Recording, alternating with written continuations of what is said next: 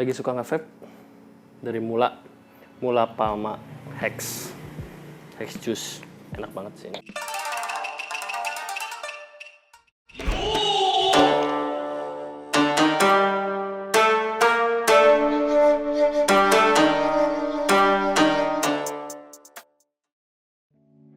Halo, selamat sekarang siang ya. Jadi hari Senin siang, saya bangun siang, mandi siang, langsung bikin video ini. Benar-benar mager soalnya dingin banget. Halo, selamat datang di channel Lutfi Aditya. Jadi banyak banget yang DM, yang komen di Instagram, bang kapan nge-review mengulas tentang spakbor Honda Beat yang model seperti ini. Model seperti ini kapan bang? Saya belum sempat syuting kemarin tuh. Jadi baru sempat hari ini. Mudah-mudahan videonya bagus dan informasinya tersampaikan dengan jelas. Jadi ini Shinichi itu saya terinspirasi sama Lucky sama Bayu ketika melihat postingan motor mereka Honda Beat. Wah keren juga nih kayaknya kalau misalkan spakbor belakang dibuat sedikit berbeda daripada Beat pada umumnya. Jadi saya ngelihat motornya Lucky, motornya Bayu, mereka punya perbedaan walaupun sama merubah dari spakbor belakang ini.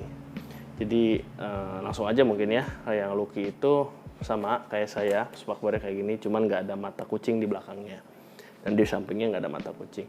Dan juga yang Bayu itu punyanya Vario. Jadi sempat ketemu, sempat ngobrol-ngobrol gimana cara ngerubahnya. Akhirnya saya memberanikan diri untuk bikin spakbor ini, motor Honda Beat ini terlihat beda tampilannya daripada motor Beat pada umumnya. Jadi langsung ke motor saya. Buat teman-teman yang mungkin yang ingin memutuskan untuk mengganti spakbor yang terlihat lebih sporty ini, harap mempertimbangkan bahwa risikonya ketika kita mengganti spakbor belakang ini yang lebih kecil dan lebih pendek, pasti cipratan air ke atas itu pasti bakal lebih tinggi lagi, atau misalnya lebih ciprat lagi ke atas. Jadi nanti kalau ada yang dibonceng ataupun pengendara yang di belakang pasti keganggu dengan hal itu. Jadi harap paham resikonya. Jadi jangan bertanya, bang kalau misalkan ganti spakbor ini cipratannya gimana ya? Jelas 100% cipratannya luar biasa gitu. Jadi ada resikonya, tapi keuntungannya ya tampilan lebih oke aja, lebih sporty gitu. Oke lanjut. Jadi ini saya cerita aja sih, saya masangnya mungkin dengan Lucky, dengan Bayu sama teman-teman yang lain mungkin caranya berbeda ya. Tapi kalau untuk yang saya akan ceritakan. Jadi kalau misalkan kalian mau ganti spakbor belakang ini, yang harus dipersiapkan adalah yang pertama montir kepercayaan. Jadi saya ini full dikerjain sama montir kepercayaan saya, Mang Koy. Halo Mang Koy. Nah terus kalau misalkan kalian memang bisa ngerjain sendiri dan peralatannya lengkap, silahkan ngerjain sendiri. Tapi kalau misalkan nggak mau ke montir tapi belum punya pengalaman untuk membongkar ini, ingin coba membongkar, silahkan gitu. Tapi harus paham resikonya ya. Kalau saya sih ngebongkar sendiri tuh pertama jabrah, bahasa Indonesianya, bahasa Sundanya itu jabrah. Saya tuh ceroboh, teledor kadang-kadang. Ada baut yang slack, ada bagian plastik yang patah. Ya kita tahu lah Honda Beat ini bukan material plastik terbaik gitu. Jadi takut resiko patah kayak gitu. Jadi saya serahkan semuanya ke montir. Jadi semua part yang udah saya beli, saya pasang di montir. Tapi sebelum saya pasang, apa yang harus dipersiapkan? Yang pertama adalah melepas dari full spakbor bawaannya, dilepas seluruhnya. Jadi tidak ada potong-potong ya, tidak ada potong-potong spakbor yang orinya. Jadi spakbor yang orinya ini yang standaran bawaan pabriknya saya lepas, saya simpen. Bila mana nanti saya pengen ganti lagi ke standar, sudah ready, tinggal plug and play. Yang kedua adalah undertail. Nggak tahu kenapa disebutnya undertail, tapi make sense juga sih undertail di bawah buntut ya ini. Cuman bahasa umumnya sih lebih ke spakbor yang nggak ada ininya ya, jadi undertail kayak gitu, yang nggak ada ke bawahnya gitu. Jadi ini saya beli online sudah jadi, harganya sekitar 170 sampai 250 ribu. Cuman yang saya beli ini sekitar 225 ribu. Saya nggak akan kirim linknya di deskripsi karena apa? Yang saya beli ini kualitas finishingnya kurang bagus. Jadi saya pas barang datang, saya lihat wah finishingnya kurang bagus, harus repaint lagi gitu, harus dicat lagi. Saya komplain ke penjualnya, bukan komplain sih, kasih masukan. Nanti kalau misalkan menjual produk itu detail finishingnya, attention to detail finishingnya tolong diperhatiin, jangan asal-asalan gitu, ngecatnya asal-asalan, ngamplasnya asal-asalan. Jadi saya ini dicat ulang lagi sama montir saya, dicat ulang lagi biar lebih rapih, warnanya pun sama dengan warna ini, warna asli spakbornya gitu.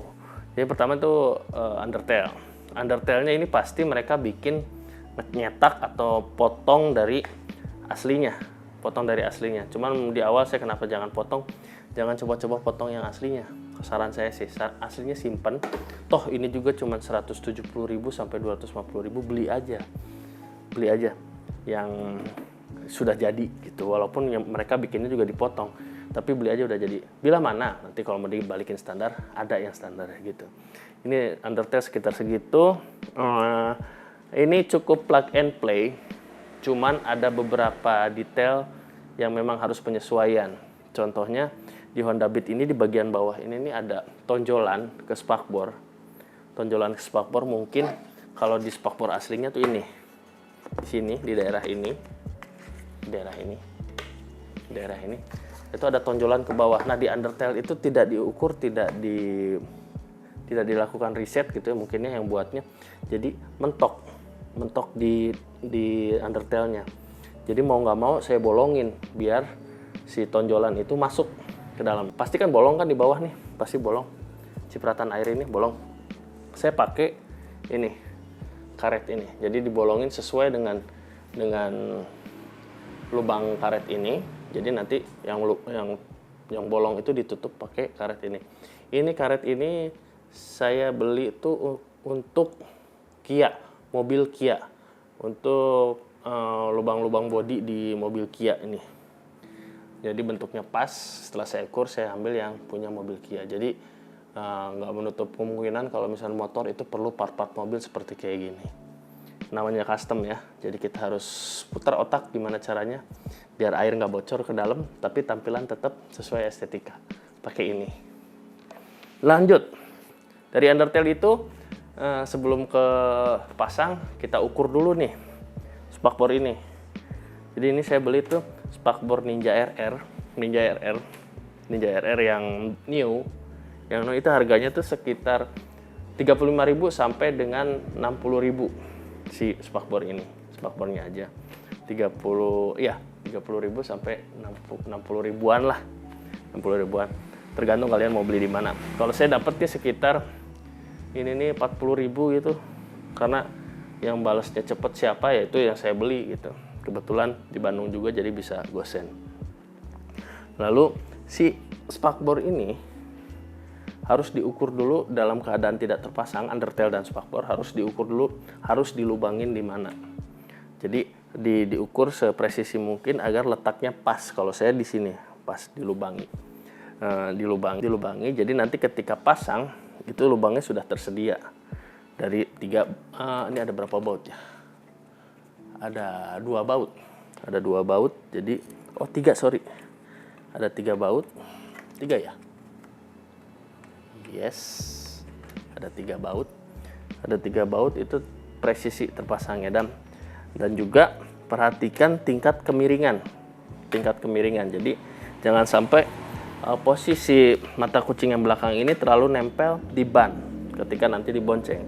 Jadi tingkat kemiringan harus dipas. Tapi satu kelemahannya adalah undertail ini jika dipaksakan dengan spakbor Ninja RR terlalu pas sudutnya, maka ini akan menempel. Si mata kucing belakang ini akan menempel. Jadi jalan satu-satunya saya ada ganjel berupa mur diganjel. Jadi tingkat pengiringannya pas. Memang secara look ini aman lah kalau menurut saya ya, ada kelihatan mur di situ. Cuman lebih baiknya ada cover lagi biar mur itu nggak kelihatan. Tapi yang harus diperhatikan adalah tingkat kemiringan dari spakbor itu. Nah, sampai situ kita sudah dapat formasi pas antara undertail dengan spakbor. Tinggal kita menambahkan ornamen-ornamen lainnya. Nah, kalau Lucky itu memang dia nggak suka dengan mata kucing merah belakang, jadi dia potong dan juga tidak dipasang lampu plat nomor. Kalau saya di sini, biar berbeda dari Lucky dan Bayu, ini dipasang mata kucing ini, mata kucing samping atau side marker. Jadi cerita sedikit tentang side marker ini. Side marker ini nih, kalau di Eropa ini part wajib, karena ketika motor terlihat dari samping itu harus jelas terlihat ada pantulan. Kalau itu kendaraan, misalkan lagi naik mobil, tiba-tiba ada motor nyebrang dari gang, di Eropa mungkin ada gang nyebrang, nah kelihatan si dimensi motor dari pantulan mata kucing itu. Di Indonesia belum ada peraturan wajib mengenai itu, tapi saya rasa penting untuk adanya mata kucing di samping bodi ini, karena di samping bodi ini kita nggak ada lampu, di Honda Beat ini nggak ada lampu, jadi harus ada mata kucing ini biar visible, orang lain melihatnya dalam kondisi kita lurus. Nah, ini harganya sekitar berapa ya ini teh? 50.000 dua, 25 ribuan saya beli, 25 ribuan satu. Ini yang universal, bisa buat NMAX, bisa segala macam. Karena di spakbor ini ada lubang untuk lampu sen, Jadi saya masukin ke situ, dikencengin pakai baut biasa. Looknya seperti Euro style, Japan style juga seperti ini. Di Jepang juga wajib ada side marker. Jadi dengan konsep JDM saya ini masuk untuk penambahan ornamen mata kucing atau side marker atau reflektor ini. Jadi kelihatannya nggak pucat gitu. Lalu yang paling penting adalah lampu plat nomor. Nah, lampu plat nomor ini tadi keberapa ya? Undertail, 1 mekanik, 2 harus ada undertail, ketiga spakbor, keempat mata kucing, dan yang kelima adalah lampu plat nomor. Ini penting, lampu plat nomor. Selain kelihatannya bagus, kalau malam plat nomor jelas terlihat. Ini beli Ninja RR ini harganya sih di 50.000 gitu ya, 50.000 ya, 50.000 sama ongkos kirim 60.000. Kalau kalian dapat parts yang saya sebutkan itu lebih murah ya bagus gitu. Cuman kebetulan saya dapatnya seperti ini harganya. Jadi jangan bilang bang itu nanti kemahalan. Ya silakan, kalau ada yang lebih murah silakan. Saya kebetulannya pengen cepat, dapatnya harganya segini, ya sudah saya beli gitu kan. Jadi udah jangan ada komen soal harga ya. Kalau ada yang lebih murah silahkan. Ini harganya sekitar 50.000. Dan juga plat nomor. Kalau plat nomor ini saya pakai baut ya. Karena belum sempet bikin yang double plat biar nggak kelihatan baut di sini. Jadi seperti itu. Sekali lagi saya ulas. Yang pertama harus ada undertail. Yang kedua spakbor Ninja RR New. All New Ninja RR. Ninja 2 tak itu. Juga terus ada reflektor atau side marker atau bahasa umum kita mata kucing kanan kiri. Dan juga yang terakhir itu ini karet ini. Kalau saya pakai karet ini, yang keempat ini harus karet ini, dan yang kelima itu lampu dari lampu plat nomor, itu penting banget. Gitu. Nah, begitulah. Mohon maaf kalau misalkan saya nggak video cara bongkar atau kayak gimana, karena ketika saya pasang saya pengen tahu dulu gimana tingkat presisinya, dan rencananya waktu itu mau dibongkar lagi untuk di video pasang. Tapi kebetulan karena kesibukan jadi ya udahlah saya bikin video kayak gini aja. Untuk cara pasangnya sama aja kayak ngelepasin spakbor ini, atau kalau misalkan bingung ya ke montir aja. Cuman di video ini saya pengen kasih tahu apa aja yang harus disiapin dari sini. Memang ini nggak plug and play, jadi harus ada sedikit ukur sana sini, bor sana sini, itu wajar. Soalnya kita tujuannya adalah custom, bukan modifikasi. Kalau modifikasi kan ada spare part yang plug and play, pasang, jadi itu modifikasi. Tapi kalau misalkan custom, memang kita harus ada penyesuaian dari sudut, dari lubang, dari segala macamnya harus disesuaikan biar presisi.